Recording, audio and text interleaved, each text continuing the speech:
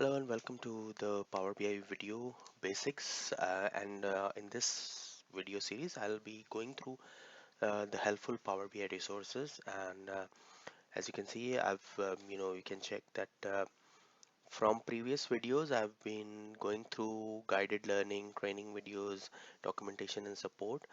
Now I will move to the community part because Power BI is a growing community, and there are lots of use cases, activities, and everything is going on around, which we can have a look at it, and updated use cases based on our requirements and scenarios, be it a kind of a sales and marketing use case, or financial use case, or any other sort of a use case that can be implemented. And based on that, we can have a look at each of the updates in regards.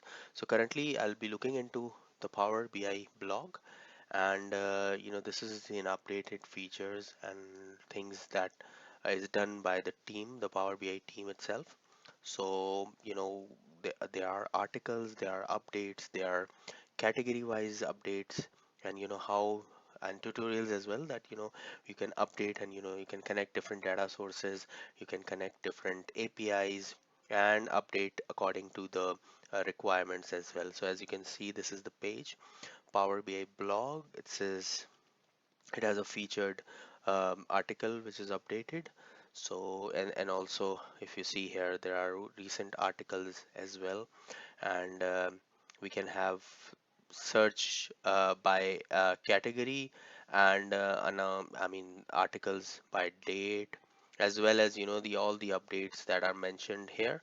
So probably this is the best way to get in touch in a community where from the developer, and people can be have take advantage and keep up to date based on going through this page in regard. So one more thing we can do is we can watch, go to the community section, and get forums, galleries, ideas, events, and other things as well.